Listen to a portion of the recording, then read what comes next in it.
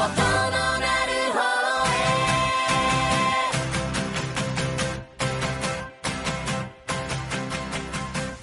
everyone, and welcome to another episode of the James Brown Podcast. I'm your host Raj, and with me, as always, is my co-host Spencer. Hey everybody. How you doing, Ben? I'm doing really good.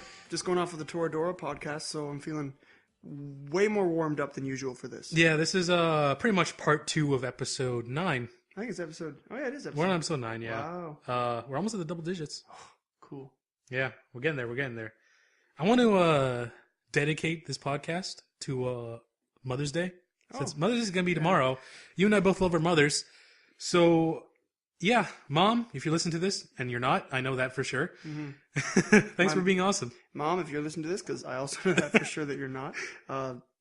Thanks for being you. I'll always love you. All you listeners out there, tell your moms you love them. They really do appreciate it. Mm-hmm. I'm going to buy my mom a cake after this podcast. I'm going to have dinner with her. Yeah, it's good.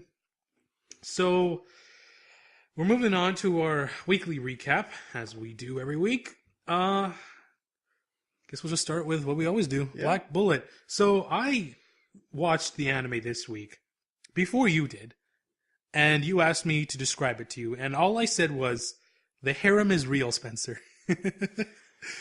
Yeah, well, okay, one of the biggest issues with Black Bullet that I'm having right now is that it cannot reach the heights of other epic anime like Fullmetal Alchemist or Attack on Titan because it's way too unrealistic.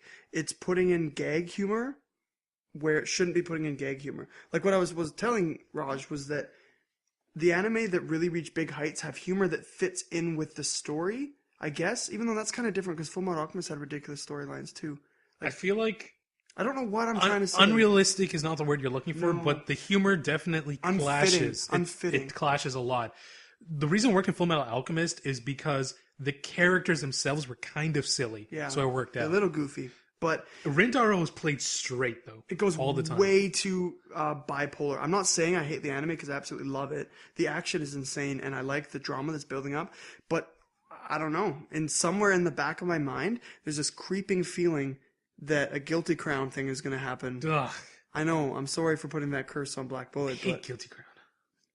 There's really not much to say. Like, this episode went by pretty well. We're going to try to avoid recapping entire plots now, because we're pretty much understanding that you've watched the episode if you're listening to this. Well, we're trying to give a good balance between giving context and actually reviewing the episode. One of the interesting things that I found, though, was when he got asked to be a bodyguard. I just found was one of the existing bodyguards, the white-haired guy, was he do you think he's actually challenging Rentaro because of he has a plot against the main girl? No, I don't think so. I think he just wants to be the only one. Be the only one in that position. That felt like a big throwaway because that really didn't come back in the same episode. I thought maybe something would happen near the end where the assassination attempt occurs. But no, he just kind of gives Rintaro a little dirty look, and that's it. Yeah, it might build up later, though. I would hope so, because right now it feels a lot like a wasted scene. I really did like the beginning where he's training with Enju and Kisara is doing her own training. And Enju bests him, and he says something like, a girl shouldn't do kicks like that with a skirt that short. And Enju gets all embarrassed, and she covers herself up, and she says, even though you liked it. That's good character building between them. They're just so cute together. The Kisara, Rentaro, and Enju, I really like those three. But now we have a fourth. Yeah, we don't know her name. Yeah. Right now she doesn't really have much of a point in the story. But basically she's Rentaro's supplier of uranium. She's one of the main suppliers and manufacturers of uranium. Yeah. As a company, like a weapons dealership, and she's the daughter of the president. So he's basically the one who keeps... She's the reason he has infinite ammo. Yeah. And she's basically part of his harem. She warms up to him, puts his arm in her boobs and stuff. Does the typical harem things.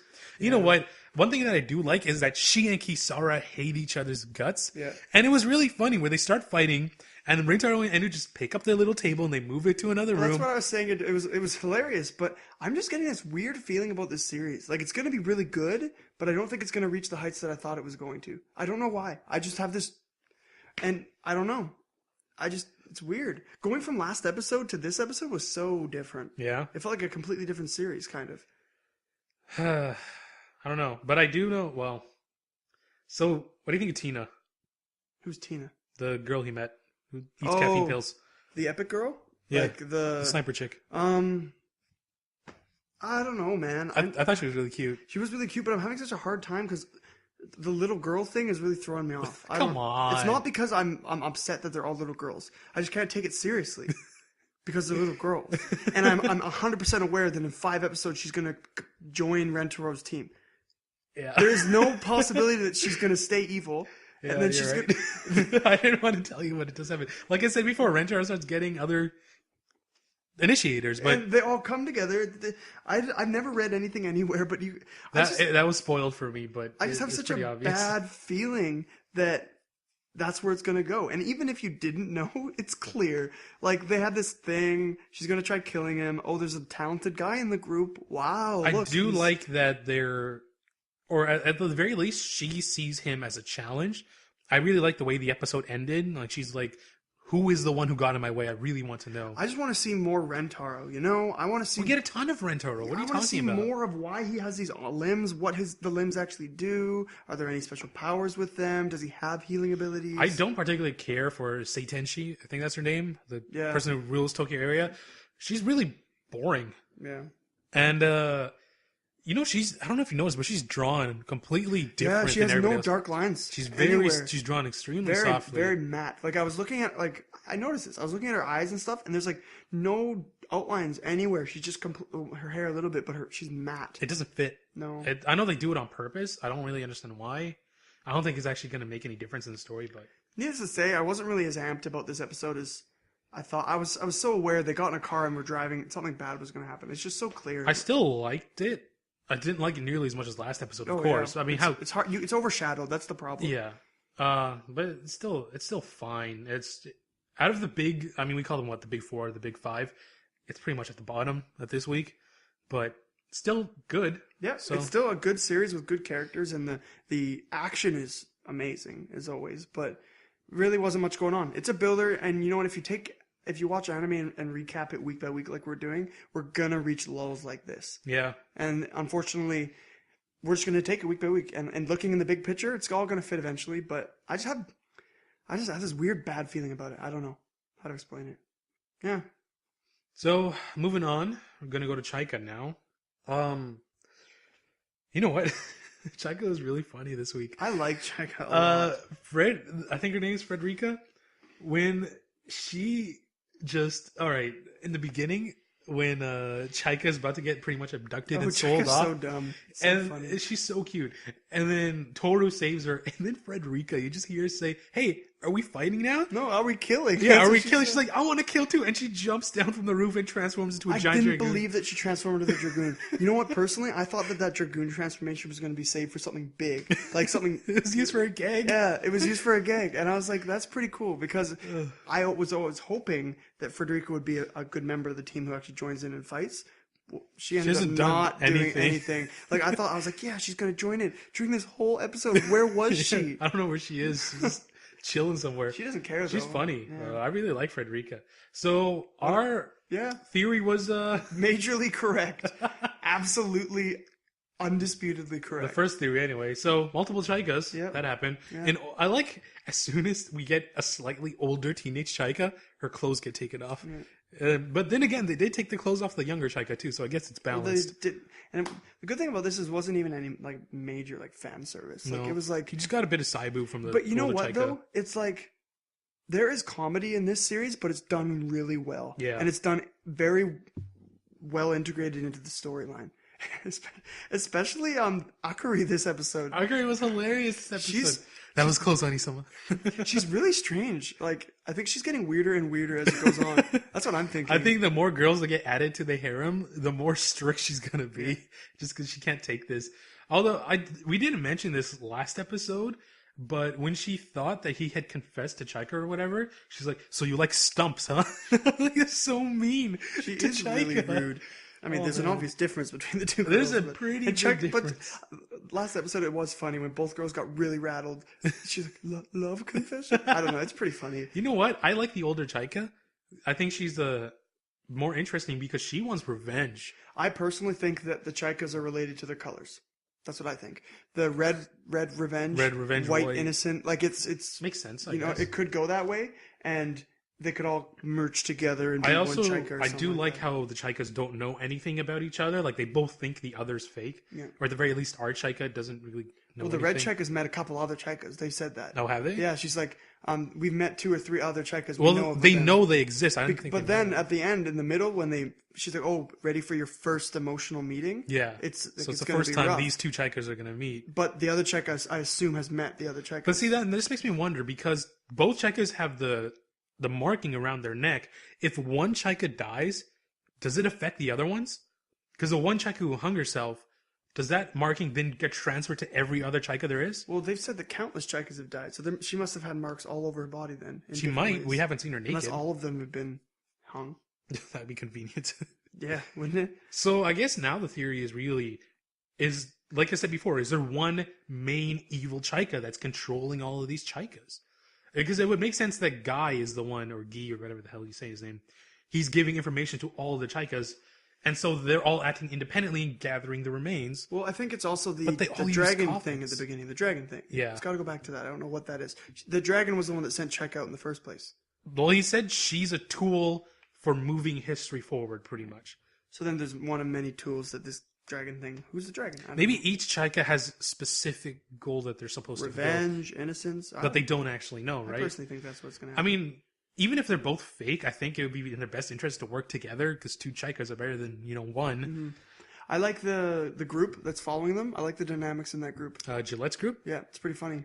they are the Fire Emblem protagonists. Yeah, They're, you know what? I'm warming up to the girl who likes him Yeah. just a little bit. I love how they were like, oh, the girl who might be in love with you is right. There's a shut down, and it's just like, like, the girl you need to marry might be right around the corner. She might be right close to you. Someone like and then cut off. And you know what? As cliche as that was, it's actually really endearing to see the group. I do like how everybody's like, just Everybody's on get the team. together. Yeah. But he's so straightforward and focused. Gillette? Yeah. Yeah. But the thing is, they're totally confused. All of them are. They're like, why are we even doing this? And I'm glad they came up with that at episode 5 or episode 4, whatever episode. I feel a team up coming between Gillette and Toru's group. I don't even feel it. It's gonna happen. Yeah, it's Because eventually. they're already When they find done. out who's controlling all these Chaikas or who's behind it all, there's gonna be a team up.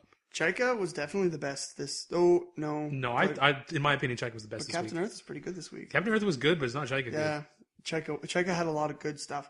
It's always been every episode has been so not dry. good. There has not been a bad episode of Chaika yet, or not even a lull in Chaika. Mm-hmm. Like it's been consistently fantastic every single week, just like Captain Earth. Yeah. So, moving on from Chaika, I guess it's time for you to take a little break because I'm going to be talking about if her flag breaks. So, how do I describe this episode? So last episode was very plot heavy with the death flags and everything. This episode, you actually find out that Sota, his flag power is getting stronger. That now he can see flags in inanimate objects as well. There was those claw games in the arcade. Yeah. Yeah. The He was. claw. Yeah. That actually references both of the podcasts this week. Time together, man. Yeah, nicely done. You're welcome. So they were like Megumu was trying to get a bear up, but she kept failing, and then Sota sees Don't be mean to him. Sota sees a capture flag on top of one of the bears, so he gets that bear really easily. So basically, what happened last episode in what's the word? In favor of winning the sports meet, which I didn't actually win, he promised Akane that they'd go out on a date. But all the other girls got jealous, including Megumu, and they're like, that's not fair, you can't just monopolize Sota like that. So all the girls are like, alright, we're gonna split time between Sota, including Megumu. And then Nanami's like, I didn't agree to this. She's like, you know what? No, I'm just gonna stay home today. You guys do whatever you want. So she just has fun at home. She sits on the couch, starts eating popcorn, watching TV. She's like, man, I could never do this when everybody else is here. And she runs around the dorm and she's just having a lot of fun. But at the same time, she's really lonely. She's just trying to overcompensate, right? And it was funny, before Sota left, she's like, I'm definitely not coming with you. And he's like, yeah, I know. And she's like, and she drops a flyer to a cake shop. And she's like, I definitely don't want a cake from that shop. And he's like, okay. He's like, she's like, I definitely don't want a cake from this shop. He's like, why are you saying this twice? Because he's a dumb male protagonist. Typical Soon. Yeah. But no, he actually knew. Oh, did he get it? He does. Oh, okay. Because at the end of the episode, he brings her cake. But so basically, he just splits times among the girls. There were only a couple notable ones. Like, the first date was Megumu. And Megumu's like, let's do something manly. So they go to the arcade. They do that. It's pretty cute. And then Sota's like, I'm kind of hungry now. She's like, I know a very manly place to eat. She takes him to he takes him to this like cafe for couples that only girls go to. Oh. And Sota's like, so how is this manly, Megumu? He's like, because they give you very large like portions. They give him a giant sundae meant for 2 people. And then it gets to the point where Megumu gets like a ice cream stuck on his cheek. And then he's like, you got to get it for me, Sota. And like, he kind of pouts and like, it looks like he's asking for a kiss. And Sota looks around the room. Every girl in the place has a kisser flag. And then he's like, oh, what am I in for right now? It's pretty funny. Akane's was okay. Her little date with Sota, because she's like, I've never gone out with a boy before, so I asked my parents what we should do. And so she goes to a lake. She's like, my dad told me to go in this lake and go on a boat. And he's like, why? And she's like, my dad told me if a couple goes on a boat, they're for sure to break up. And she's like, but because we're not officially a couple, it should have the reverse effect. And then he's like, sure, it'll probably work. That dad. It's so stupid. But that's just the theme of her day. It was pretty funny. What was the other day? Oh, Rin. Goddamn Rin. So I like where this is going with Rin, because the smallest thing sets her yandere flag off instantly. So I think apparently before Sota moved away when he was a kid, he had a pissing contest with Rin, and he never looked over to look at Rin. I mean, why would you, right? So he never realized she was a girl, and then she got really embarrassed and angry at him, so her yandere flag popped, and he's like, I really like you, Rin, and then it gets captured again. And he's like, we have to do this pretty often, aren't I? But basically, this all comes to a head with the robot who didn't go on a date with him actually dug out this cave that he saw in the dream, or the robot showed him earlier in the last episode, in like a vision kind of thing. And they opened the first gate, and inside the gate is just a treasure chest. But the treasure chest is locked and can't be opened unless he gains all the girls in the harem, apparently. And then some white light or blue light starts shining through like a crack in the wall. And Sota's like, I'm going to go investigate. So he runs out, and it goes to a well in the woods that's behind his dorm room. And then like it's all bright and crap, and that's where the episode ends. So I guess he's going to meet the last girl in the harem now. Oh, no, he did. No, sorry. A girl did show up. And she said something about the power flag is wasted on you. And then the episode ended. How rude. Yeah, I mean, he's doing a decent job. It sounds funny. It sounds like a funny... It's funny. Funny it's harem so series. Funny. I love this series. It's such a good harem. That's all I can say, really. I'm glad you're getting your immense fill this season. There's so much harem. It's so good. Now Black Bullet has a harem. Chaika's got a harem. But No Game, No Life does not. Yes, it does. What? Are you seriously saying No Game, No Life does not have a harem? Yeah. Dude, alright. Never mind. Kurumi or whatever her name is, the elf, his sister, Steph, the girl elf? The elf is going to join him. Okay. Have you seen the opening? Yeah. The girl he just met at the end of this episode? Never mind. I remember the opening. I remember. Okay, leave it. I remember the opening. This is going to be a harem series, dude. This episode was really good for No Game, No Life. You know what? What was that Ghibli movie called? Lapida? No, let me. Okay, go for oh my goodness. Okay. I started anime with... Oh my god, you're going to do this. With Studio Ghibli. Like, nothing beats his ability to tell stories. It's absolutely impressive. I've watched all of them, from Whispers of the Heart to Princess Monaco to Mononoke. Monaco. Whatever, man. Is that a country? Yeah. Princess Mononoke to Lapida Castle in the Sky, Porco Rosso, Pompoko. I've seen them, man, and I absolutely adore them. But when...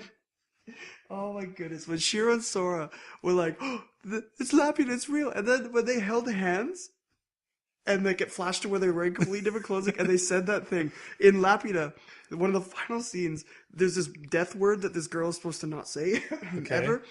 And then what happens is, in order to make the Lapida fall down or whatever, they had to hold hands together around the crystal and say the magic word, and the whole Lapida crumbled, and they escaped. So they said the word. What is the word? I don't remember. Because they censored it in the anime. That's because you're not. It's totally copyrighted. I don't know, because it's supposed to be like a deadly word.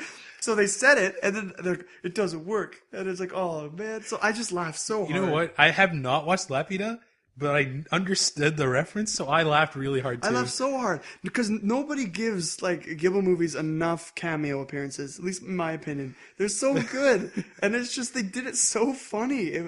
Okay, and you know, that's kind of where I laughed a lot But when they started like doing the bets on Steph's clothing, I was like, oh jeez. Oh, the fan service. The fan service. Basically, this episode, most of it is throwaway, where it's just kind of comedy. You don't get much plot until the very end. You find out Steph thinks that Shiro and Shiro and Sora are just wasting their life, like doing nothing, hanging out. They moved out of the palace and moved into like this basement because they feel more comfortable there. And so in order to try to get Sora to be like, what was it, responsible human or whatever? A fulfilled human. That was afterwards. Oh, that was afterwards. She kept challenging him to games and she kept losing. And then she was just like, take off this piece of clothing, take off this piece of clothing. She took off her underwear and wore it on her head. And she's like, I'm an 11-year-old. I don't understand what I'm doing. Yeah, right. She knew. But the funniest moment in that scene is when they came down like, oh, it's 4:30 in the afternoon. It's in the middle of the night. It's like, what kind of sleep schedule? And I'm like, I understand that sleep schedule. We've all lived that sleep schedule before. You're podcasting with someone with that kind of sleep schedule. Pretty much. It's 4:30, man. It's in the middle of the night. Let me sleep. Man. So the only really notable thing was that the floating castle in the sky was actually like the third most powerful nation. Yeah. I think, or whatever, floated by. And they're like, oh, there's actually a different nationality, like a person from a different nationality is living in the library that the king lost. Yeah, right? There's one of those from the Lapida Castle. Oh, it was one of those people. Yeah. Okay, so one of them is living in the library that Sora got really mad at the old king for betting their knowledge to those people because that's one of the only things that the humans have. Yeah, you find out Sora is really looking for knowledge. He doesn't want to challenge anybody until he knows everything about them. For example, he wants to go to the war beasts, one because animal girls and cute animal girls. That's it. You can stop counting down now. But that's the only reason he wants to go to the animal, no, I'm for the. Okay, whatever. That's it. But he wants a chess piece so he can challenge Tet. No, he doesn't. The only reason he chose to go to the war beast first is because he's like, wait a minute, Steph's dressed like that's what they look like. But that's all he wanted. There's a rumor that they can read minds, and he says if they can read minds, then all of my feints, all my bluffs are worthless. So I need knowledge, and that's what really this entire episode is actually about. Is about him looking for knowledge, but he doesn't have any. And so when Steph reveals that one of the angels are living in the library, she takes him to the library.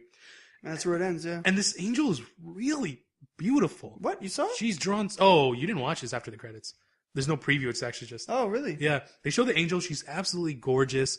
Like this, her wings are giant. She's shining. And Sorata.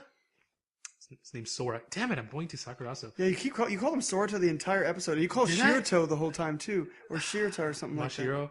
No, I called her Shiro, didn't I? I don't know. You were adding some weird end fixations. I don't know. It's because they're voiced by the same people. Oh, okay. And the names are too similar. Well, at least it was similar that no one got confused. So, I was like, do I correct you? Sora is intimidated by her because not only is she beautiful, but he knows she's powerful. So he's like, I can get wrecked right away. And then she talks and she speaks in slang. Oh, like Kansai or whatever? Like Kansai, kind of like horrible slang. And then Sorata and Mashiro are like, you just ruined it. And that's what the episode ends. You just ruined your impression. I need to watch that. Are there after credit scenes all the time? No. Oh, okay. But the angel was pretty much... Oh, there was in the second episode, I think. I don't know. Since I always watch previews, I never miss them. The angel is a... I was going to say this. She's like, so what can I do you for in my library? It's like, So... No Game No Life was okay this week. It wasn't great. It was another in-between episode. Yeah, but No Game No Life funny. Does it really well when they're in the middle of their action. Yeah, they do. Absolutely. But then building up, because there's so much world they're trying to build up, it just takes a little bit of time. And unlike Black Bullet, they did this in-between episode a lot better than Black Bullet, in my opinion. It was more amusing. Yeah, you know what? You're right. Yeah. Yeah, I agree with you. Like Black Bullet and No Game No Life are kind of following similar rise and falls in their action. And so, I don't know. I think No Game No Life did a better in-between episode this week. Yeah. I agree with you. Okay, so let's move on to Nanana's Buried Treasure. Also another good in-between episode. I don't know if it's really in between. There's just so much unknown that there really isn't any rise or fall because it's always all happening. It was a fun episode. Yeah. All right, so we talked about this earlier, but man, Tensai with black hair and twin tails. Oof. What we find out this episode is it was dropped in passing conversation and then revealed that a lot of the students on the island can only work a set amount of hours part-time. But Jugo has a roommate that is online all the time using tons of electricity. 24 hours a day. And his bill was redonkulously high. And so he has to go to this thing called the Guild, which is like an underground market for student jobs. Yeah. And so that's where he meets Tensai. I hope that exists in real life, man. That'd be pretty cool, yeah. So he picks this really cheap one. After seeing Tensai with black hair, which is Tensai is like, please let this job lead you down the path of evil. And he's like, Jugo's like, what are you doing? She's like, you need to go down the path of evil to become my rival. She did nothing this episode. She was just there for one, being comedic and looking good. Oh, speaking of comedic, that first scene. Darugu? Oh my gosh, that was so awkward. She looks like a pretty maid. Yeah. But in actuality, he's a man like me with an Excalibur. Like, can he resist having the saliva? And he's watching, and she's going, and then he turned away to like look at something else, and he's like, did she do it? Did he do it? Oh, it's funny. Oh, I love Darugu. He's so funny. I don't know. Like, I don't know how to peg Darugu because is there like some maniacal underlining to? I don't know. His quietness? He might be. So he's definitely in love with Tensai, though. Oh yeah, and like Darugu is, right? You know what? Yeah. I want to talk about this. What is his name? Yuiga, the club president. Yeah. Why are women into him? Oh well, he's glasses. It's like going to Kuroko for a second. Kisei. Women are into Kisei. I understand why. He's an athlete. He's good looking. He's strong. He's a model. That makes sense. This guy, he's a little tall. That's it. That's all he has going for him. Is he smart? Not particularly. Glasses. Is he athletic? Not particularly. I think he's pretty smart too, actually. Really? He wasn't smart enough to research his goddamn weapon. Well, he got all caught up in it. You know what I don't like? How chummy everybody is. Oh yeah, that's like, they're all together again, having food together. And there was this. He was the bad guy last episode. You know what it is? I honestly believe it's because Jugo can take him. Because without that weapon, Jugo would destroy he would destroy Yuiga. And because of that, he's not afraid of like forgiving him and getting close to him. I guess so. It was pretty interesting. Like after Jugo did his little run and ended up meeting two members of his family's organization again. That Yukihime scene was kind of a throwaway scene too. I think there was something important there. I think she likes him. Given that he calls her like an older sister type of person. And she got mad? She's definitely looking out for him. But she likes him. She's probably watching him. I don't know if she why likes would him. he get mad that he just said, oh, he's like, what do you think of me? She said, what do you think of me? And he's like, well, as like an older sister looks out to me, she's like, don't ever see me again. She got mad. She likes him. I don't know, maybe. It was pretty funny when the partner came in a bit older, though. faking her, though. I was like, wait, what? He went from her boobs to her tights to her face back to her boobs. Yeah. I don't know. That was an interesting thing, but apparently it shows that his dad's corporation actually isn't bad. It's Jugo who can't handle. Yeah, apparently. Yeah, it's Jugo who can't handle the underlying goody-goodiness. He's saying, I don't understand why you guys are in this company just to help people. Yeah. I can't commit to that. So I guess Jugo is evil? He's not. I wouldn't call him evil, but I think he's just dissatisfied with that simple of reasoning without actually owning it himself, I guess. The only one he wants to help is Nanana. I actually don't understand Jugo. Like, his character is pretty complex. I don't understand him either. I don't know. We don't know his motivations yet. And the reveal of that group in the dirty district, like pretty much the red light district of Nanana's Island or whatever, he ends up delivering what he thought was cocaine, but it ended up being really nice flour. Yeah. And he meets this girl who's actually pretty hardcore, but he knows her. Did you see his face when he came out? When he came running out with that guy with the sword from the back of the building after everything was going? He was smiling? He was so calm and smiling. Yeah. He knew. He knows all of them. I don't think he does. I think he does. No, I doubt it. I think he knows who they are, because he's like, that lady's a bad... I know he would have said that just from meeting. But Jugo's weird. Like, he's uncomfortable at first, and then he's like completely calm. I think there's way more going on than we understand. Jugo's a very interesting character. I like him a lot.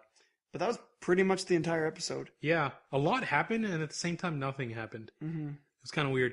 A lot of setup for them looking for the next treasure, which is supposed to be in some hot springs things. Yes, hot springs episode. Another cliche. We talked about it in the Toradora review. Yeah, but you know what? I think it's going to be okay. I love how he's like, Nanana in the hot springs. And she's like, I had the exact same reaction. I was like, if only. But she's like, can't leave the room. Sorry. I love it. She just shuts him down every time. Yeah, she does. It's so funny. Can you buy me some pudding now? Thanks. Bye. It's good. Yeah, so that's Nanana. The art is so beautiful. The character design is really good. The opening is still garbage. I don't watch the opening. God, I hate the opening so much. It bugs me. It really. I mean, I don't watch it either, but man, does it bug me. Speaking of beautiful, look where we are. Kawaii Complex. Yeah. Look where we are. I'm still here. I'm still holding on. Because, you know what? The Usa that was creepy is no longer here. He's the same character. He's still creepy. No. He's not as overbearing as he was before. Working to undo it. But isn't that nice? Yes. Any guy could have done what he did. Stupidly. Made a stupid mistake. But the relationship, when he started reading her book, that was cute. When she's like... one of the last scenes totally endeared me to the series once more, when he's freaking out because they didn't agree on a plot point in the book, and he's like, "Ugh," and she's got this like really cute smile on her face. You know what? This episode, I actually enjoyed it a lot. It was really nice. I'm blanking on the names of the side characters right now, but Mayumi, yeah, that's her name. Mayumi and Sayaka were really funny this episode. Was this what they was were this episode hilarious. where they walked in and she's like, yeah, they were really funny this episode. You know what? And I also got very endeared to Ritsu. She was also pretty good this episode, despite not doing much. I did like when she was still standing there when Mayumi and Usa were fighting. Like, you're still here? Like, why are you still here? And then she got offended. But it's true, though, because she always does leave. Yeah. And you got bored. And I think this is what I'm talking about. When you actually get to know characters well enough that you can understand what they'll do, and when things shock you, and then the anime actually addresses that, that's nice. Mayumi is entertaining. Yeah. Sayaka is very entertaining. Shiro's at least when Shiro's funny. Shiro's always entertaining. I don't know what the grandma's name is. She's scary, man. She will wreck Sayaka. What was it like? She called her destroy the youth or whatever.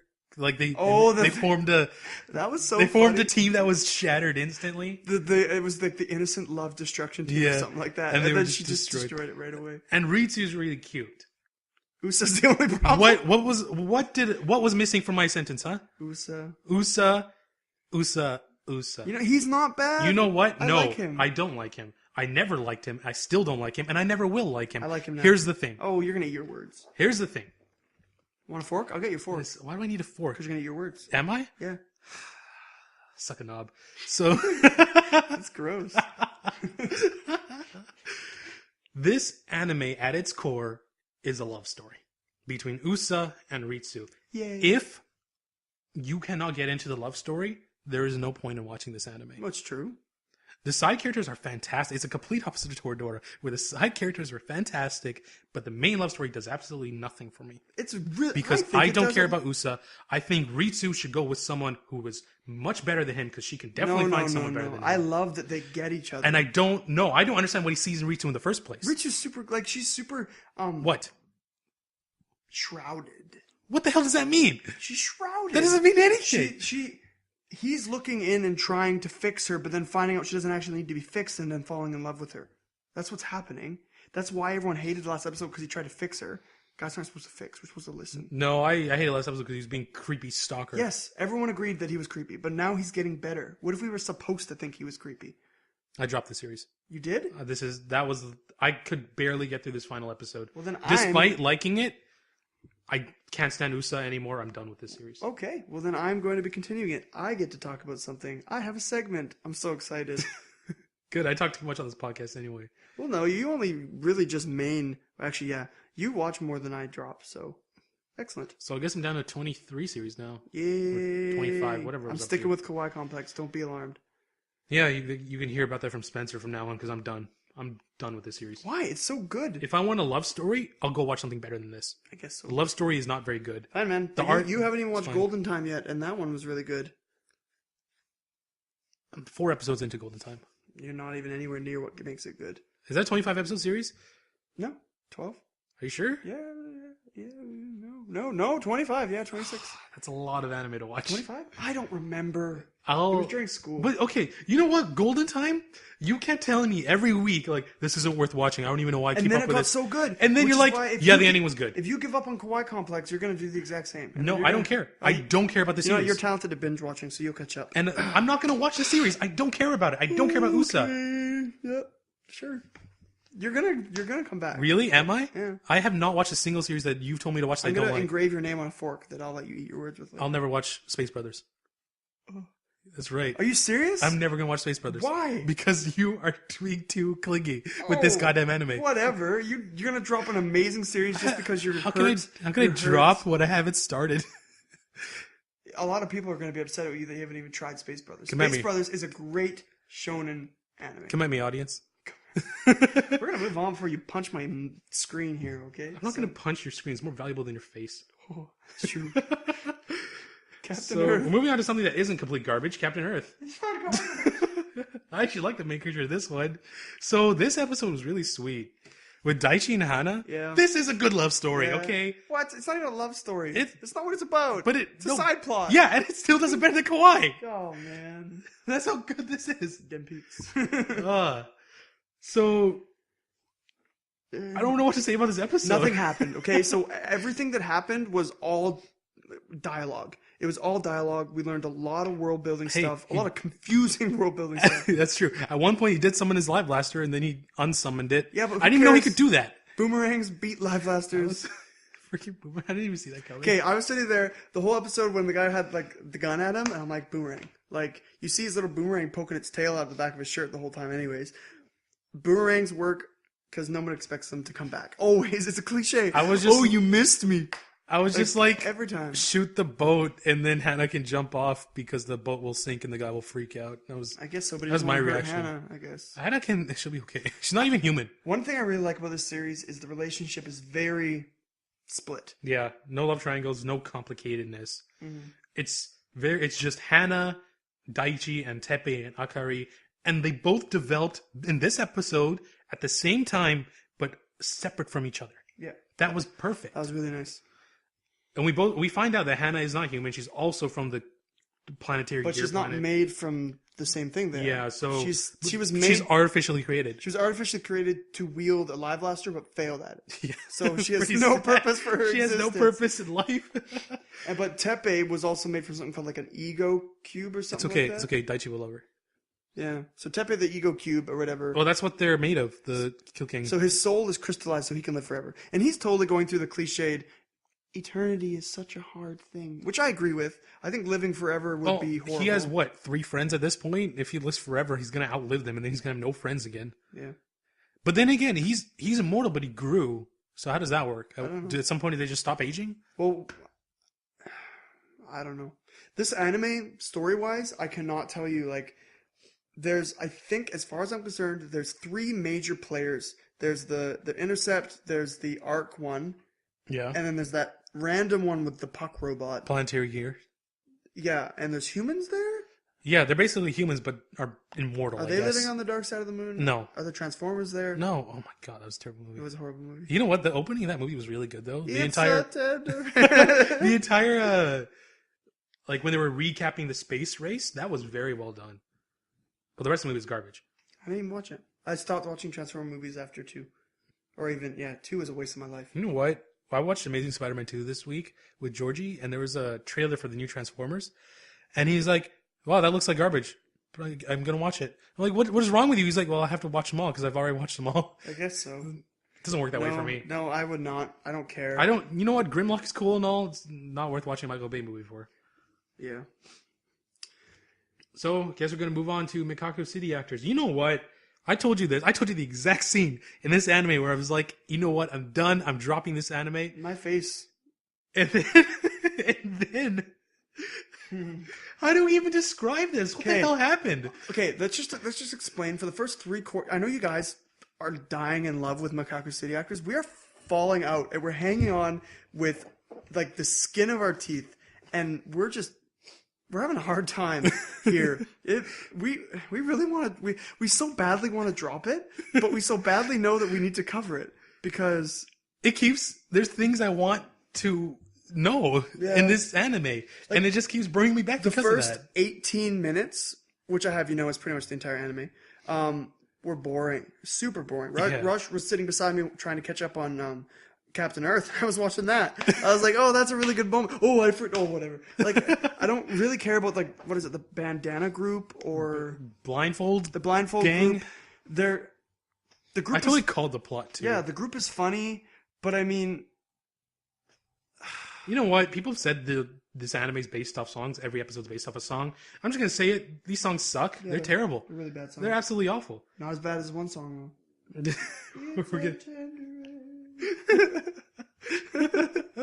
You're gonna get to it. So, if you haven't noticed, we like The World Is Still Beautiful, but man, that song. That's a horrible song. I was saying, in regards to Captain Earth, the song that keeps playing as like Hannah's background song or something. It's so good. I was like, why can't that be the song that calls the rain? Not Singing in the rain. Please let singing. It's like, oh, jeez. I hate it. Please let the rain. So anyways, as you realize, we really don't want to talk about Mekaku City Actors. We have to talk about the part that made us keep it, though. One of the guys who was introduced last episode was named Konoha, which is kind of like Naruto's hometown. He's the albino cyborg that I one. talked about last episode. His red eye power was revealed to be super powered because apparently the two kids from the last episode are getting abducted or something. You know what? When I saw them getting abducted, I fist bumped. I was like, yes, I know I have to deal with the kid again, Anami or whatever, because he's in the opening, but I was really hoping he already died. And I know for a fact that next episode is going to do a time reverse where the other groups, it's going to do it. Not another Anami episode. God, I hate this kid. And so, anyways, it's a time reverse, and then it's going to time reverse again for the next episode, and then it'll figure out. But this guy has superpowers when he goes red eyes. But what the heck? Like, okay, so he saved them, and then this truck came out of nowhere, but just before the truck hit the car filled with the two kids and Konoha, like, a bunch of snakes. And the water droplets and snakes eating snakes and a bunch of snakes. And then it went back to the really boring group of people talking about someone who died. Yeah. Who we already assumed was the girl that the main character guy was talking to. I don't even know his name. And it's so apparent that like Konoha and the girl who's dead, the Ayuno girl, I think was her name. Ayano, I think. Yeah. And then the main character, they're all related somehow. They've all been friends. And then NA was sent by Ayuna or something. I don't know. Yeah, I'm sorry. I still hate NA so much. You know what? I realize I don't hate Momo's brother too much. He's okay. But man, do I hate that AI. NA's goddamn annoying. The only good thing about this episode, in my opinion, was Mary's poem. Nothing beats those sunfishes. Stupid poem. Those sunfishes. But if there were too many sunfishes, the world would be overrun with sunfishes. So stupid. You know what? I was watching Captain Earth, but I was listening to the poem, and I still remember what it's about, and I started laughing. He started laughing, and I looked over, and it's like a serious conversation between like Daichi's uncle and the commander, and I'm like, you're laughing about Mary's poem, aren't you? Because there's no way you'd be laughing at that. I don't know. Dumb. So, Mekaku City Actor, I don't know what to say. I give it another episode. I don't even want to. There's just like there's so many anime coming out. I don't want to waste my time. I don't look forward to this every single week. Every single week is every Saturday. I get up in the morning. And I'm like, do I start with Mekaku to get out of the way, or do I save it for last because I really don't want to watch it? The only reason this isn't my last anime that I watch is because The World Is Still Beautiful comes out so late on Saturdays that I have to wait to watch that one as my last before the podcast. So, yeah, we're done talking about Mekaku City Actors. So you get one more episode, maybe. You know what? If you're right about the time reverse and it's Anamiya, I'm not even going to finish the episode. I can't stand that kid. Him and Hiyori. I hate the head tilts. It's just like I'm used to it. I don't know. I don't like him, but I'm used to him. You know, Shaft has weird necks. I want to delete it. Just off our lists. I don't want to talk about it anymore. All right, next. Yay! So it's not terrible. Haikyu. So this was so long ago. This comes out on Sundays, yes, right? So it's like a week before I get to talk about it again. Okay, this is what I want to say about Haikyu. This is why Haikyu is better than Baby Steps. Oh, I remember. This is an episode where pretty much nothing happens. It's a lull in between action. And you know what? Nothing happened in this episode, and I enjoyed it. It was so when nothing funny. happens in Baby Steps, nothing happens in Baby Steps. But when nothing happens in Haikyu, there's still comedy. There hasn't been an episode in Baby Steps where nothing happened. No, I mean 2 weeks ago. Oh, okay. Yeah. In the last two episodes of Baby Steps have been pretty good. But before that, man, Baby Steps has been friggin' boring. Yeah. That doesn't happen in Haikyu. Haikyu has never been boring. The character chemistry is really funny. Hinata's hilarious. Kageyama's great. Their chemistry's fantastic. Yeah.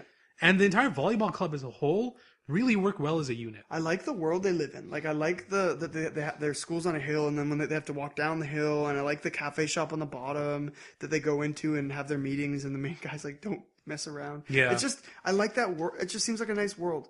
It's kind of like the world that Free was in. You never watched it, but it's like by the ocean. I never will watch it. It's really nice. It's like a sunny kind of thing. It's getting a second season. I know. I'm really excited. Freaking Hamatora is getting a second season. Yeah, we're not watching that.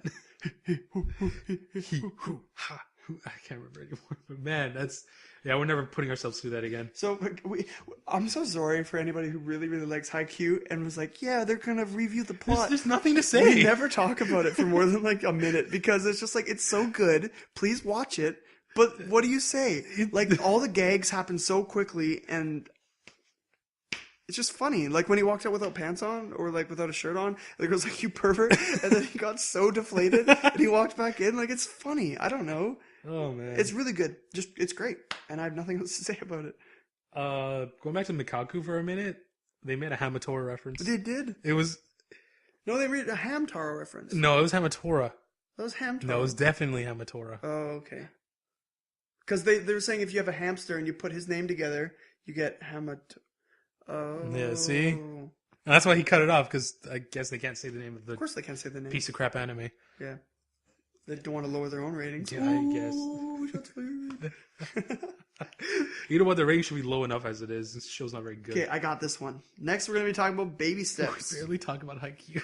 What do we talk I about? don't know. There's nothing to say. Okay, so pretty much what I'm excited about is seeing what Hinata's first game is going to be like. Oh, yeah, because they put him in a really interesting position. It's like Yeah. front center or something. They put him in front center because he's going to have to block. But what they're doing is they're trying to use his jumping and spiking skills to separate. It's kind of like when Kuroko started shooting, they separated the team's focus. Yeah, on basically, who can it's shoot. to use as a feint, so Yeah. they have multiple options. So they're going to try that super awesome no-look quick-fire shot. The quick, They don't really care if it works because they have the baldy guy. But you know what I don't understand? One thing I don't understand about this anime is volleyball doesn't really work in positions. I don't understand it. Once every 6 serves will you end up back at that position. Sorry, once every 5 serves will you end up back at that position. Because volleyball, you rotate, right? Do you? Yeah. I have no idea. Every time you serve, you move over one position and everybody moves over. Oh, okay. And so you serve, then you move here, here, here, here. So you only get that position like once every 5 plays. So he's only 1/5 useful. Why would they even waste time? I don't know. Why would they waste time telling him he's in that position? I don't know. Maybe they won't rotate. Maybe, but I don't. Oh, yeah, and the school they're facing is going to be Kageyama's old team. Oh, yeah, that's going to be exciting to see how he reacts. I think he's going to be fine. Hinata's going to be really helpful with pretty that. much. They're going to berate him a lot, but I mean, I played volleyball in grade Nothing 8. I think I'm remembering how it works properly. I haven't played it since grade 7, so it's been a long time. I think you rotate. If you don't rotate, you can just tell us that I'm a fool, and I should have Googled beforehand at JMB Podcast. Is somebody going to Google how to play volleyball and then tell us how to do it? I mean, we could do that ourselves.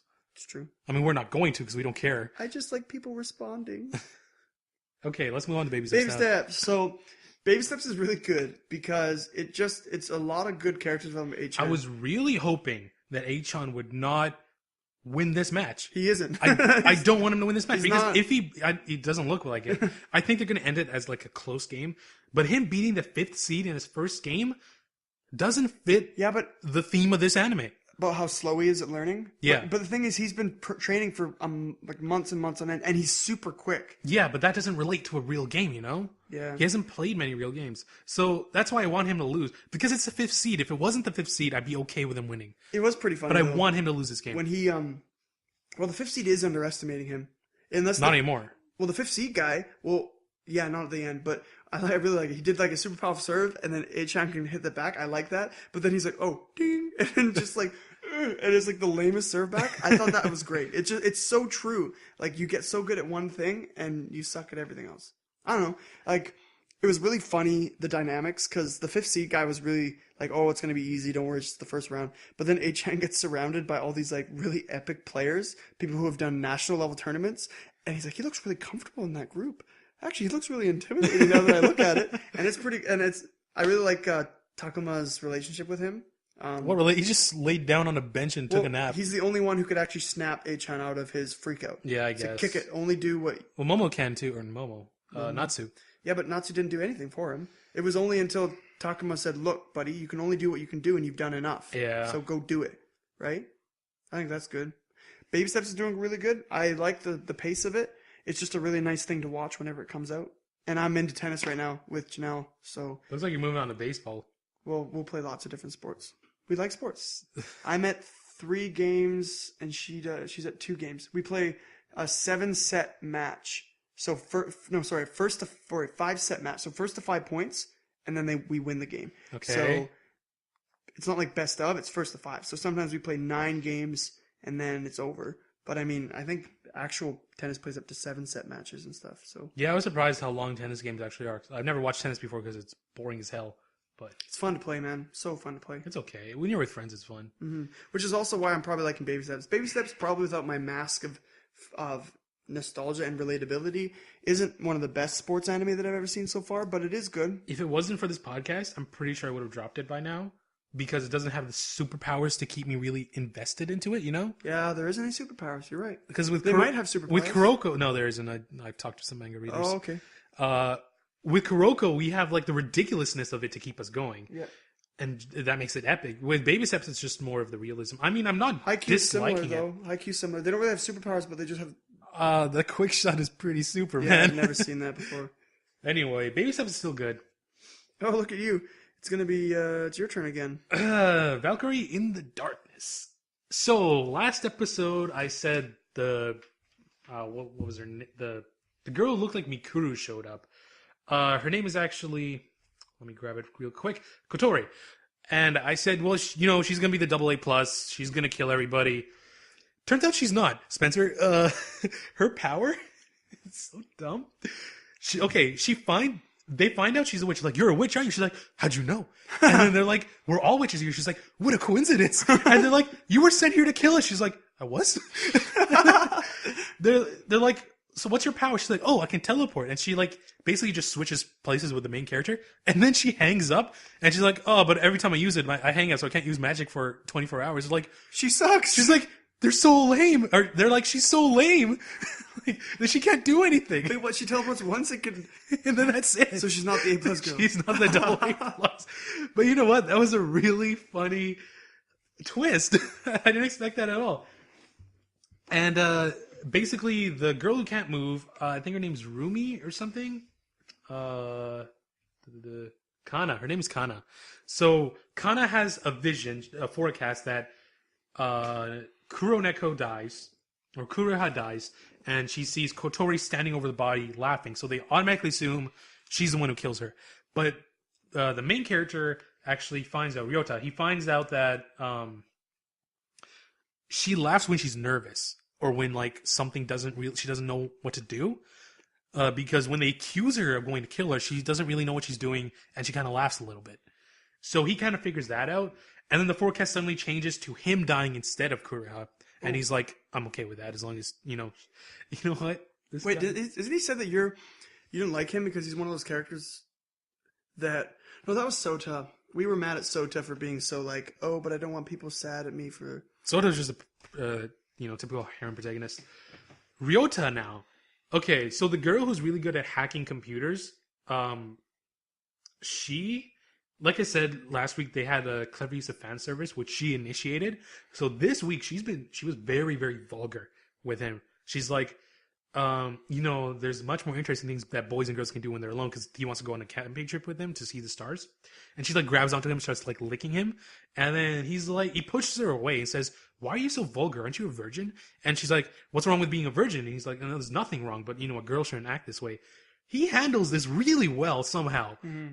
He doesn't look like the type of person who's that mature, but somehow he manages to do it. Anyway, other than that, you know what? When that happened, Kuroha fell in love with him 1 or 2 episodes ago because, he saved her life by giving her death pills or whatever. And she accidentally blows up a table in rage because, the other girl's hitting on him. And then the freaking girl who can't move, I forgot her name again, Kazumi? Kana. She falls in love with him for the dumbest reason. So he's carrying her because something happened with the wheelchair. And then he's like, well, without your wheelchair, I'll just have to carry you everywhere. She's like, oh, so you'll always carry me then? And he's like, yeah, I guess so. And then she starts blushing and she falls for him. Like, really? That's how you fall for him? But she'll always get carried by him forever through marriage. Lame. Anyway, basically, you find out the AA plus girl is a girl who has the power of cannons. She opens her mouth and shoots a giant Hadoken out of her mouth and kills things. Oh. She's killed 3 witches so far. Or she killed 2 so far. She was going for a 3rd. Kuroha went to save her. She failed. The girl got blown up. And they're like, okay, we're dead. Because they can't fight her at all. What's her cooldown time? 1 second. She doesn't have any hangups or anything? She's pretty good, man. So, you know what? This anime is actually getting really interesting. 1, it's a harem. I like harem. 2, it's very, very gory. I really like that. The action's only okay. Ryota's getting better with every episode. Every episode he does something that makes me respect him a little bit more. Every single episode. How they're going to defeat the AA plus girl seems pretty obvious since her, weapon has a travel time. Just have Kotori swap places with her and she gets hit by her own bullet and then she dies. Yeah. Seems pretty obvious to me.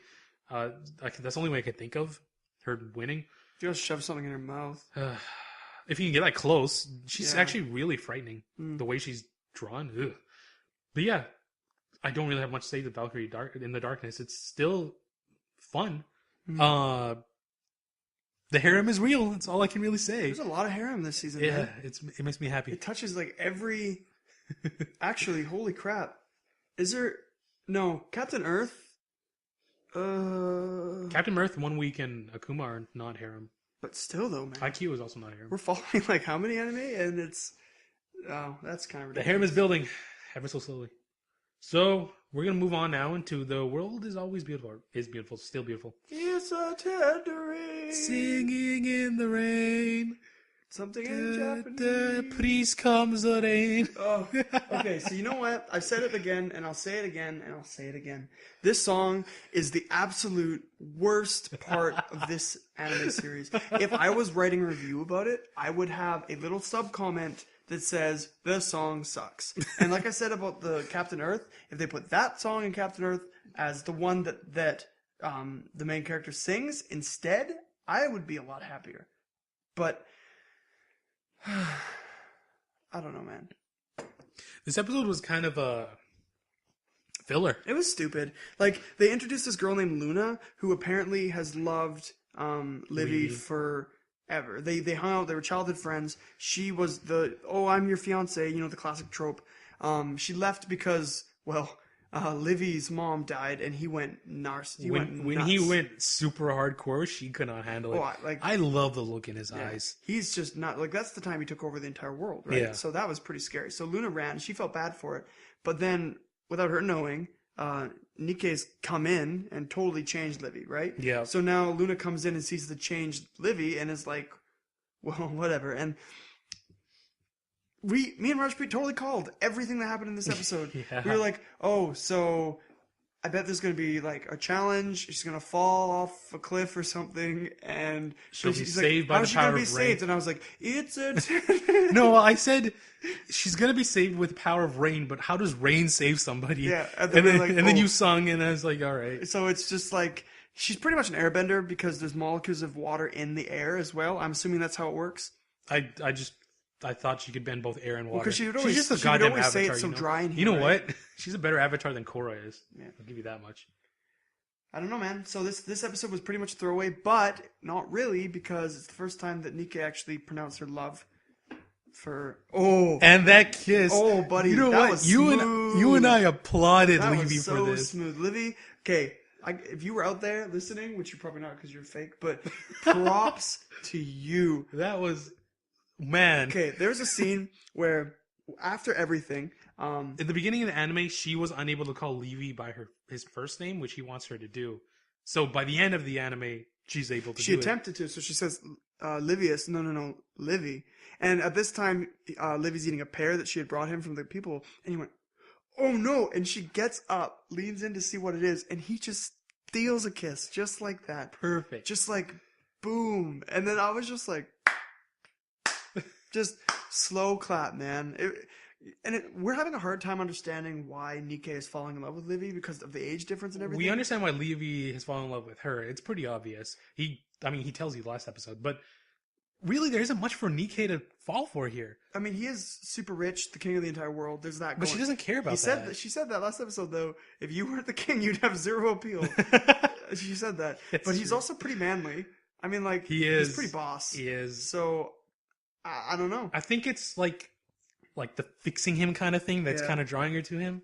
This world is being built really slowly. I like Neil, but it was really slow this episode. Nothing really happened. Neil is hilarious. I know we're saying his name wrong. I don't know. I can't.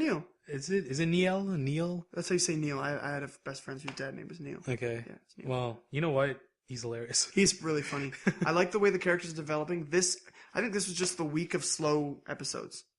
I think just because they're all started at the same time, stories usually follow the same rise and fall. So You know what? In the very beginning of this episode, they were singing the song, and then Spencer braced himself for the chorus because he hates this song. I don't think you understand how much I hate this song. Like it to the core of my being. I think it's just so stupid that a magical song that brings rain is like a 90s pop song with English. You grasped like your couch and like physically braced yourself for the chorus, for the English, and then it never comes. They cut it off. They actually never said it's a tender rain all episode. No, they didn't. They just said singing in the rain. And then they said that please, please comes the rain. It actually makes me really mad because you feel cheated out of the... I felt cheated. You know what I mean? I felt like I was braced for the worst, and then the cannon went off, and they didn't even say it. And I wanted to hear it, you know? I'm so conflicted. You know what? I don't look forward to this anime every week, but every week it makes me laugh. Yeah, it's very true. It's fun. This anime is a lot of fun.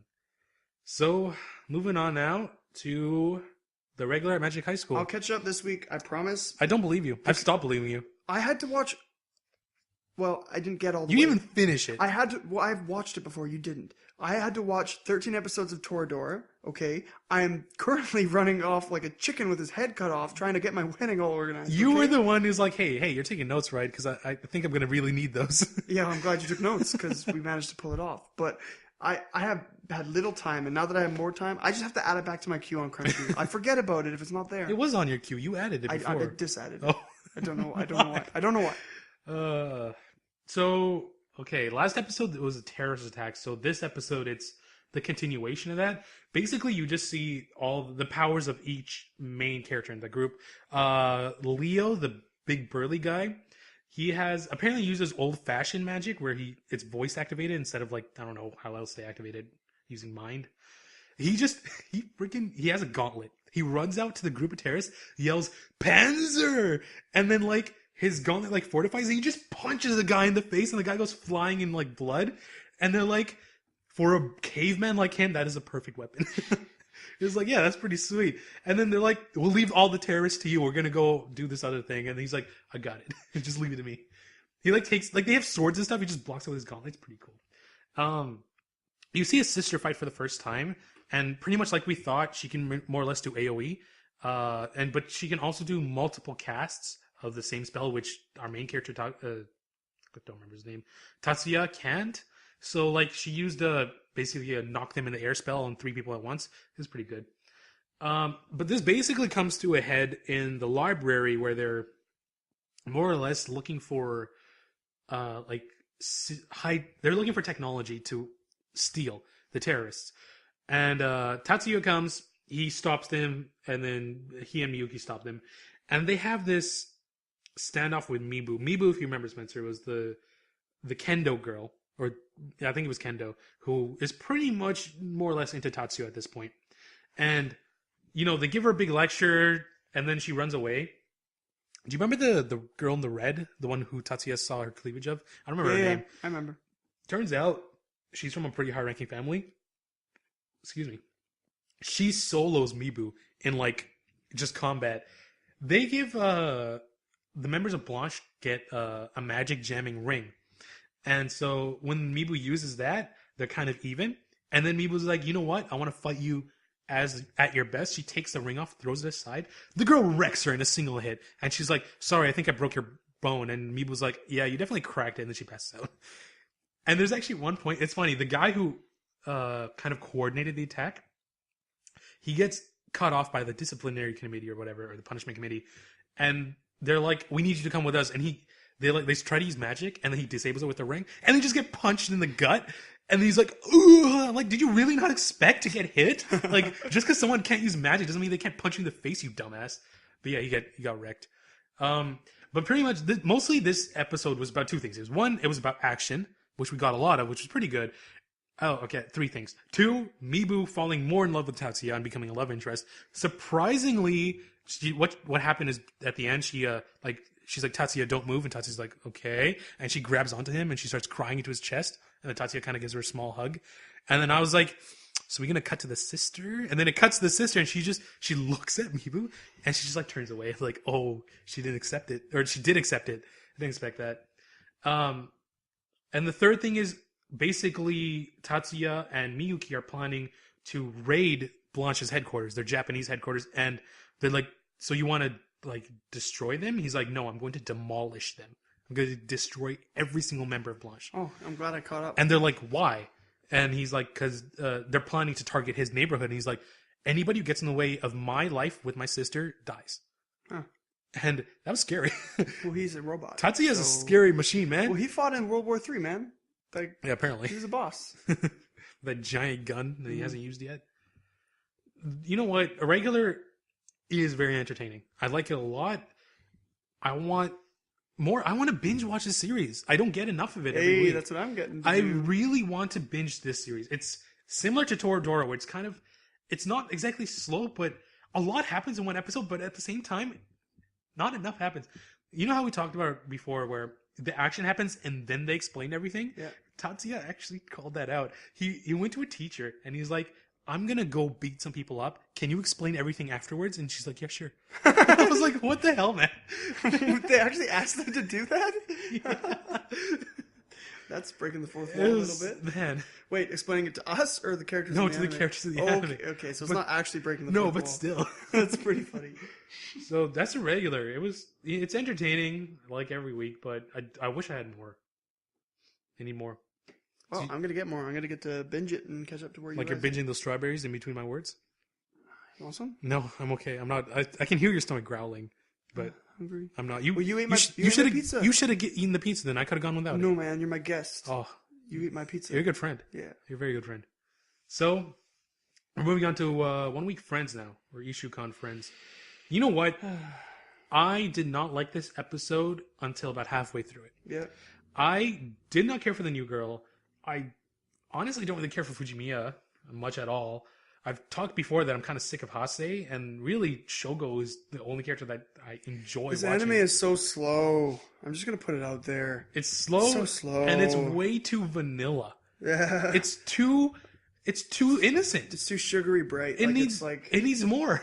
Yeah. Give me some darkness. There's no darkness or something. But I think we're not going to get that. We really aren't. It's just... I'm close to dropping it. I don't know, man. This anime is just... I'm kind of impressed, actually. We've gained a couple of drop potentials, and yeah, this anime's too sweet. Like, I know I've said a lot about Kawaii Complex. Like, I'm really excited about it and everything like that. But for the sake of my sanity, if it doesn't do well next week, it actually may get dropped for me too. Yeah, it comes out tomorrow. Good God, it's the same. No, it comes out today. No, it comes out later tomorrow. in the afternoon. Remember? Oh, does it? Yeah, like this evening. Oh, I won't watch it tomorrow. I'll post on Twitter if I follow it or not. Sure. I don't. Oh yeah, 1 week friends. We're talking about it. Yeah, what were you talking about? I was saying how boring it was. And no, what were you talking about dropping? I was close to dropping it. Oh, dropping 1 week? Yeah. Okay. In 1 week, yeah. I mean, what do we say about this? Like, really, Fujimiya meets another girl who wants to be friends with her. She's forgetful, similar to Fujimiya. He pulled an Usa, man. Not as much. Oh yeah, you know what he did? That was kind of creepy. And Shogo totally calls him out on it. Shogo's like, can you just not?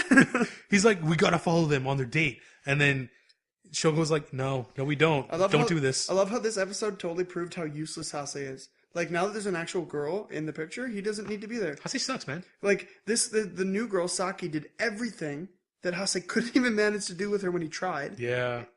The issue with Hase is because he's actually in love with her. And now Fujimiya's remembering everybody. So what's the point of watching this series anymore? Saki only just wants to be friends with her. That's it. And it works well. Hase wants more, man. Hase wants some of that. You know what? The prediction's been thrown out there. I think it's pretty obvious that the way that she'd remember Hase is if they get married and then he becomes family. That sounds pretty likely to happen. Ooh. But I don't care. I don't care. I don't care about Hase. I don't care about this anime. Yeah, this is... It's just nothing. So much major meh. This anime is just nothing. We're probably offending so many people. And I don't see the humor anywhere. There's no humor in this series. I feel so lied to. God damn you, Dan, if you're listening to this podcast. Danny Fong. Why'd you lie to me, man? I never trusted any of his opinions, man. Ever. You know what? He recommends me some pretty good harem series. But, man, your recommendation was way off this time, Dan. What the hell? Sorry, Dan. God damn it. Dan. Well, anyways, that was 1 week, friends. We could say about this. It was cute. It's always cute. 2 girls went on a date and 2 boys creeped on them. They ate crepes or something. You know what? I don't like crepes. Crepes are gross. Ray wants to go to crepes all the time. Does he? He loves crepes. We're like, let's go to crepes for dessert. I've only had crepes once in my life, and it was in Japan. I didn't even know what a crepe was when I had it. And it was disgusting. It was one of the worst things I've ever eaten in my life. Like, what do you mean a crepe? Like, what kind of crepe? What was in it? I think bananas. Oh, my vanilla dad ice used cream? to make really delicious, there's one kind of crepe you can have that's like a dinner food. It's broccoli and cheddar. That sounds disgusting. Crepe. Oh my gosh, it's. I thought crepes are supposed to be sweet. For. It's a different kind of crepe. The other crepe you can have, I like, is a strawberry and cream crepe. It's really good. Instead of 1 week friends every week, can we just talk about crepes and food? I would love to do that. Like, can we just have like a section where we talk about food? I would. Because yeah. it's significant. I actually just went shopping. This crepe conversation was so much more stimulating than watching 1 week friends. I know. Hey, I spent a lot of money like yesterday on food just to stock up and get ready for it. But I'm excited for all the meals that I'm gonna make. Like, I bought pears and I got a bunch of spaghetti, noodles, and pasta, and a bunch of veggies. It's gonna be really good. You know, I finally felt the wrath of having people come over on Thursday and eating all your food. Because when you and Georgie came over, and like all my good food was gone. And That's I was what I'm saying. Now I need to you go guys shopping. come over to my house every Thursday. I feel and so you come bad over for every you. Saturday, and then like you guys are like, oh, why's your grocery bill so high? I'm like, and then they're like, Spencer, buy food. You never buy food. I'm like, get out of my house. You know, and then there's Ray. He doesn't pay for anything. No, he never doesn't pay for anything. But you guys said the same thing about me. Well, you're in a different situation. Your parents refill your Visa card. Why don't you pay for everything? And that's 1 week, friends, everybody. I think that was more interesting for everybody. So, you know what? We're going to find something else to talk about instead of 1 week every week. We should just forget this. It's off our list. I dropped it. I decided today. Right here, right now, we're done with this anime. I'm not even going to watch the episode. It's going to be gone from my queue. I thought I was going to hold on to it. It's gone. I'm out. I'm out. I'm ejecting. Yep. I'm actually going to delete it right now from my list. Oh my god, it's so boring. So, one last one now. You know, our tags are going to get shorter now. That felt really good. I felt really good deleting that. We're going to move on to Akuma no Riddle, which you don't watch. Which I don't even watch anyway, so I'm going to eat more strawberries, okay? I need you to talk to me, man. I'll talk to you. I'll be here. Oh my god, that crepe conversation was so much more entertaining. So, you know how in anime, Spencer, we have the typical cultural festival. We talked about this already. But mostly, at least in a harem, the cultural festival always leads to one thing. It leads to a play. And what play do they always do? Romeo and Juliet. Romeo and Juliet, and that's what Akuma no Riddle did. Really? You know what? Yeah. I'm not even watching that. That came off the straight top of my head. Okay. Nisekoi so far has done the best version of this that I've ever seen. It was both entertaining and it had some major character development during that. This had neither. It was kind of entertaining when they started fighting. So basically, do you remember? I'm asking you to remember really far away now because I watched one episode. Yeah. Do you remember the little girl with white hair who always had a teddy bear? Yeah, the creepy one. Referred to herself as Boku. I didn't think she was creepy. Oh. Wait, no, that was a zombie girl. Never mind. Yeah. Yeah, the teddy bear, the little girl. Yeah. Okay. She always held hands with another girl. This was their episode. Okay. So basically, it turns out the girl who's always looking after her is looking for a different killer. Her target's not Haru. She's looking for someone who killed her master's daughter. Basically, the person who taught her how to kill. Her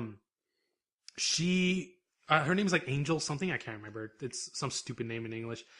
And of course, because this anime is goddamn predictable sometimes. And by sometimes I mean all the time.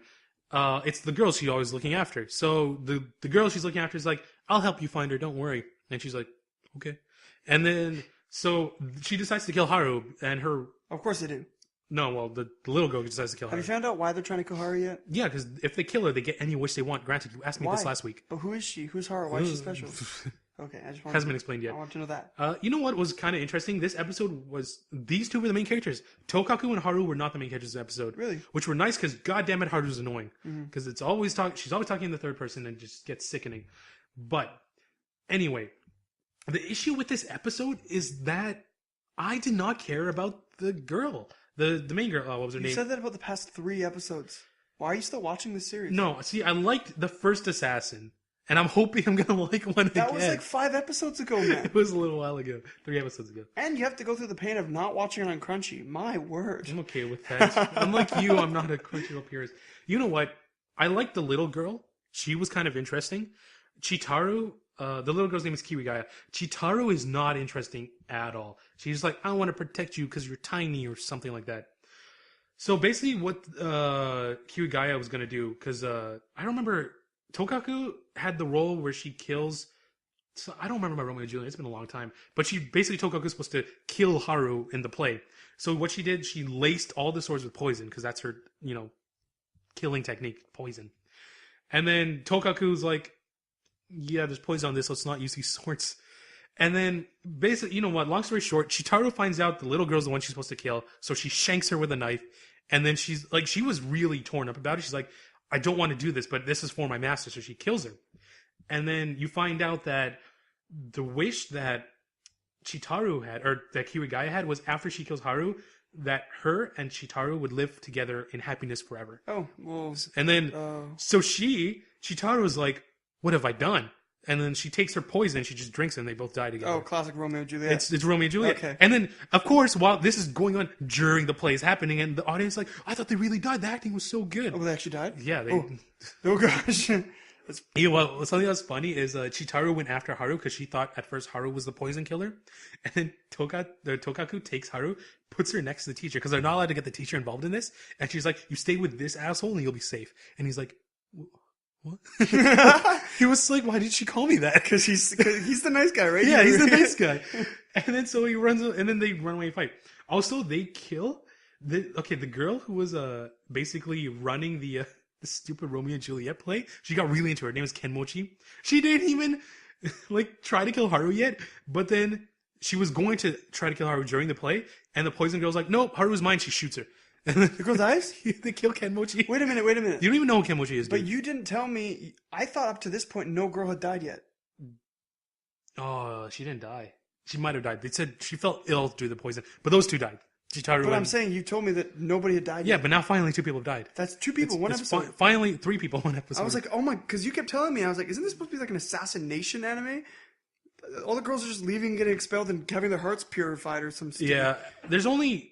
You know what? Isuke-sama... I'm really sick of her. She also calls herself in third person, but she adds Sama to the end of her name because she's so self-righteous. I want her to die. I just want her to die already. I'm waiting for the episode where she leaves. It was like the guy from Captain Earth when he finally got wrecked with the boomerang. That felt really good. The salty dog dude? I hate that guy. I really wanted him to get shot by the live blaster, but yeah. We still don't know what happens when someone gets hit by that. I'm assuming we know what happens to the radio tower that when it got hit. Yeah. Got wrecked. Gets out of Daichi's way. That's what it does. Yeah. You know what? Something this anime does really well is that the ending theme is always featuring the assassin of the episode. So this ending theme was very sad and very tragic because it had the 2 assassins who loved each other just kind of embracing each other and dying, and it was just sad. That's like I don't know if anybody watched this with me, but it was a anime that was coming out like 3 seasons ago called the GJ Club. It was so you would love that's the Good Job Club. Yeah, no, it's not the Good Job Club. That's what everyone thinks. I don't. Okay. You would love that anime. And all I'm saying is it because it reminded me of the end episode. The ED was always of a different girl. There's a bunch of girls. Like it's the one where the main character is kind of a sap. But one day the girls convinced him to use ore as his terminology for eye, and he became Oremon, and he actually leveled up into like a hardcore like womanizer, and he made all the all the women in the thing fall for him when he did that, and he did this other thing where he was so good at like. Was this a combing hair one that he's talking about? Yeah, that's on my list, man. They had like orgasms. I want to watch this so bad. And then bad. he conquered like the maid girl. It was really weird but kind of funny. And there's a girl who's almost exactly like Taiga. She's like the main. There's no love interest. It's 12 core, like 12 episode season, and then that's it. It's over. But it's really sweet, and it's really quick. Anyways, that just reminded me. It has nothing to do with Akuma no Riddle, obviously. No. But GJ Club shout out. It was great. But man, Akuma no Riddle, you know what? I went on a forum earlier. You know what? No, just never mind. But basically, I read what people were saying about this anime. People are way too into this anime. They are very much giving it way too credit.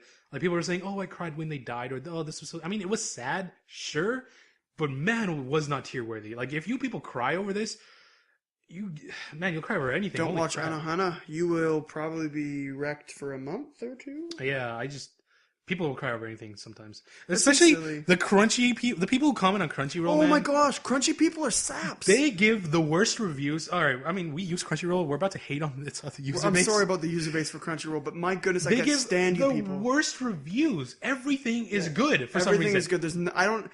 Like, maybe the moderators go around and wipe out all the bad comments, but I've never seen... Like, everyone's like, oh, this season's the best. Maybe it's because the people who hate, don't care enough to comment. Yeah, I guess. And we just... The only people left are the ones who like it.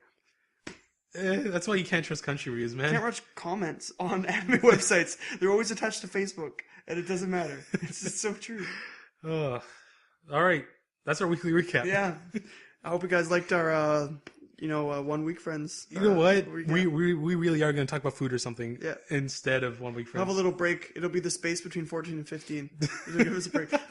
And I'll be able to talk with you about Irregular at High School Magic. I'm looking forward to that because I'm getting sick of speaking on my own a lot of the time. Well, I mean, you're still going to only watch If for Flag Breaks by yourself. And I'm Akuma going to no watch Riddle. Kawaii by myself. Maybe one more time. And then I'll be with you at Irregular at Magic. It feels so good to drop series, though. Oh, it does. It's just off my chest. It feels When did anime become a job? when we started podcasting about it. But it's because I don't usually follow all of these anime. Like, usually I would drop it down to like 3 or 4 by this point and enjoy them and then catch up on the rest later. But we kind of screwed ourselves over. This is why... Now I understand why you would always try to get me back into anime when I would want to take a break, because I always take a large anime load like this per season. And then I will take like a season off. Like, I just can't watch anime this season. And then and they're like, no, you got to watch it this season. You need to watch these. And then I take another giant load. I'm like, why am I doing this to myself? Because you're taking a giant load. Feels good though. It always feels good, buddy. It's like a big weight off your chest. Man, you get grade A humor in the James Brown podcast. That bathroom humor. Yeah. Okay. You know what? Apparently, what was it called? Tales of Xillia 2 is coming out very soon. When? I don't know. I just know it's very soon. Ooh, baby. It's at the very least, it's buyable online. Finally, we'll be able to do something other than watch you or Ray or you only play Final Fantasy X by yourself. We haven't played Final Fantasy X in like 2 weeks. I know. Because what we've been doing. we've been playing League of Legends. We've been playing League of Legends. I'm not very good. Well, you and Georgie aren't very good, but it's all right. I can deal with that. Yeah, it's fun. I want to do something else. Like that one time I tried to play Mario Party with you guys and I destroyed you. You hated it. You don't want to do it ever again. Yeah, it was terrible. It's not like I'm that good at Mario Party. Mario Party is just not They're a game. mini games. You wrecked us in every single You were game. so bad. I was like, geez. And Ray doesn't care about it at all. Whatever. I think we should have Mario Kart next time. Maybe. Mario Kart's okay. We got to play... Well, no, Oh yeah, you by the play way, it, I want to ask you guys. If you know of any awesome local or online PC, probably GameCube or Wii or PS3 games that are local multiplayer that 4 guys could play together and have fun, let us know at JMB Podcast. I'm just going to throw ones that I know we're going to get right off the bat. No TF2, no Left 4 Dead, no Left 4 Dead 2. That's pretty much it. Yeah. If it's on Steam and it has a large player base, we've already considered it. Counter-Strike also doesn't count. But we're desperate. Thursday nights are getting kind of dry these days. You're not... I don't want to play League of Legends again. No, you just don't like me playing Final Fantasy, that's all. We're almost done. We have like 3 bosses left. We're pretty close. So. Maybe 4 bosses. I don't know. The Sin has a lot of different stages. And that was anime recap number 16, which is actually called Days of Our Lives. Okay. You know what? We've been going long enough. Yeah, I think we can end it's time to end this. All right, guys. I am Raj of J&B Podcast. And I'm Spencer of G&B Podcast. Well, you messed me up, man. What the heck? We never say J&B Podcast. I was wondering if I would Start over, man. Don't plug it. I stumbled. I can't believe I got you. I said JG. I can't believe I got you. I did the GJ Club. You suck. You suck. Because in the middle of our comment, I was going to be like, do I follow him to do the J&B so he doesn't look like a loser? Or do I say James and Brown? Could you start again, please? I'm usually more composed than this. Okay, go. Oh man, I'm. Okay. Why is it so funny? I'm Raj and James and Brown. I'm Spencer. James. Just James Eds. Have a good night, everybody. Bye. Bye.